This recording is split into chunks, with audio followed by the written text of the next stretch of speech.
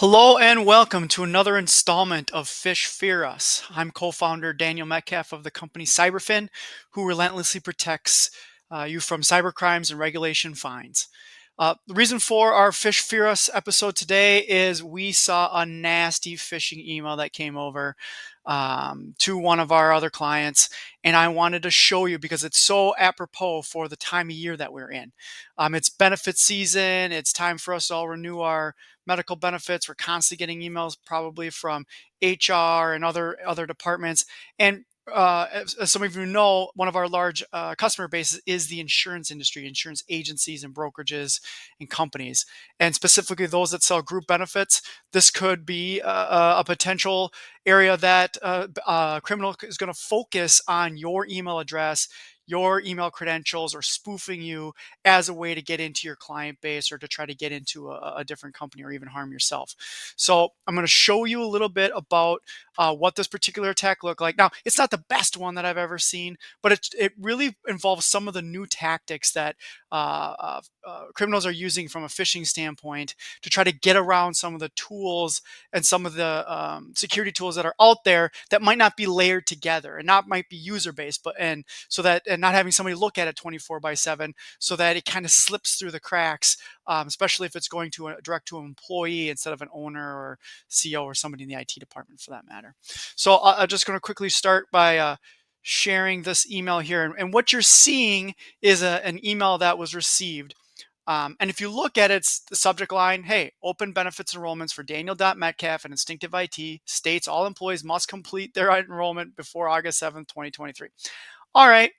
Got it. Got it on August 7th too. I know it's showing on August 15th, but received it on. Oh, I'm already late. Already, trying to get my attention. It looks like if I wasn't really paying attention, it looks like Instinctive IT, but I don't know any S. Suleiman at tadme.com, first of all. But in case I wasn't paying attention to the from, I was just looking at Instinctive IT. They're also sending what's called in a .eml file.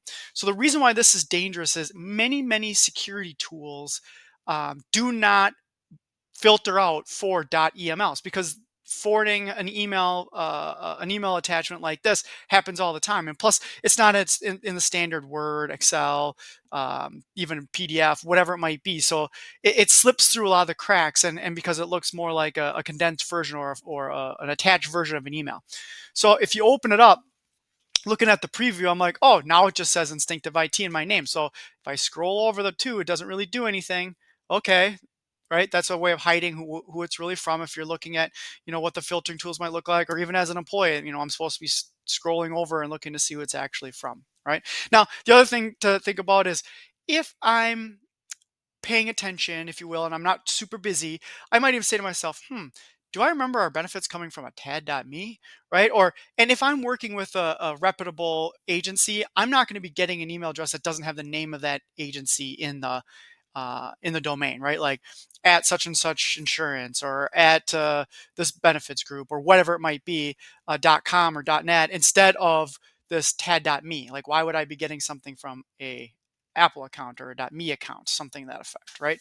So because if it's going to come from a professional email address, then I'm going to trust it a little bit more. And the reason why I'm stating that is, think if it actually is somebody who's taking your credentials as an insurance broker, insurance agency. Think of someone who is spoofing your credentials. That is something that they might be doing. So you also have to be careful to make sure you're supposed to be getting something from them if you're the end recipient. But something to look out for, that this could happen if your email just gets spoofed, or if someone ends up taking down your credentials if you don't have something there to protect it. So if you go a little bit further, right? Hey, I hope this message finds you well. Looks, I'm scanning over pretty. Oh, now it's not April 7th. Now it's the 15th. I got some different date formats here. It's talking about things that I may or may not already have, but you know what? I'm in a hurry. I got to get this thing done by the 17th. Really not thinking about too much.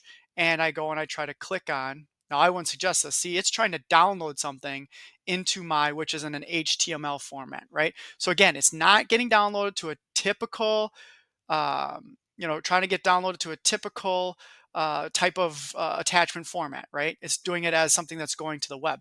And the reason why it's doing that is it's trying to take me to a place that I'm going to go give something up, right? And so if you don't have layered protection in place, first of all, now my computer's got endpoint protection on it. It's got a VPN turned on. from that standpoint. All right, I'm sitting on a VPN, underneath a firewall and a VPN at the same time. You can see here. I don't know if I can get it over here or not. But I have a VPN going on right now.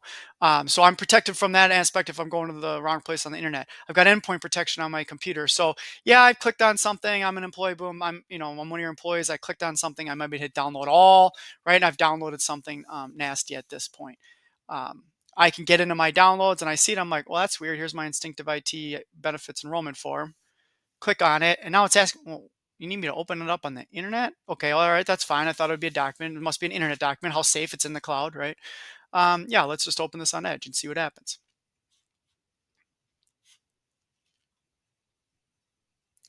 Now look, it's asking me to log in for xcurrencybroker.com, right? It's trying to show me how safe it is. It's trying to show me everything that's happening on that part of it. It's trying to download things into here.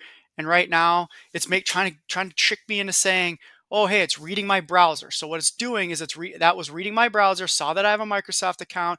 It came from a Microsoft account. It's doing things in the background, and it wants me to put in my password. Now, obviously, I'm not going to put in my password, right? But you can see now I'm not in, I'm now it's calling it the forexcurrencybroker.com. You could kind of figure out that you're saying to yourself, "Oh, it's a broker, right?" No, it's not that type of broker, right? So here's an example. This is nasty, right? This is nasty where all along it's blocking me all along the way, right? But now it's trying to do everything through the internet. But because I'm behind the VPN, if I were to put in my password, it would just shut it down. But because I'm not, but I still don't want to do it, right? But you could see how somebody, if they're just following along and not really paying attention, going fast, they're going to give up these credentials. And guess where those credentials are going to go? You got it. It's going to the bad guy. They now have access to your email, and they're going to send everything out through your email on that side. That's exactly how they're going to treat this. That's exactly what's going to happen if you don't have email threat protection, you don't have endpoint protection, you don't have the VPN always on or underneath the firewall at that time, and you don't have a SOC and SIM 24/7 working for you, looking for these bad guys right now and starting to alert you that, hey, there's something you downloaded that wasn't supposed to be there, right? Hey, there's something going on here. Is that we need to go remediate it? They're going to go pull this email. They're going to go pull this. Document or this download in my downloads file off my computer without me even possibly even realizing it, because it's bad. It's something bad on my computer that they don't want me to execute against. They didn't want me to get this far, right? They don't want me to put in my credentials, but I wanted to show you how without these items in place, this could be you, and giving up your password and your credentials to something that could be a lot bigger than just your email box. Could be your company's email box, could be your company's cloud. They're going to try to figure out everything that they can up to this point. That's why this is so scary. That's why you have to have user-based layer protection. I appreciate you taking the time to watch this video on another installment of Phish Fear Us. This is how CyberFin protects you from cyber crimes and regulation fines. Stay relentless.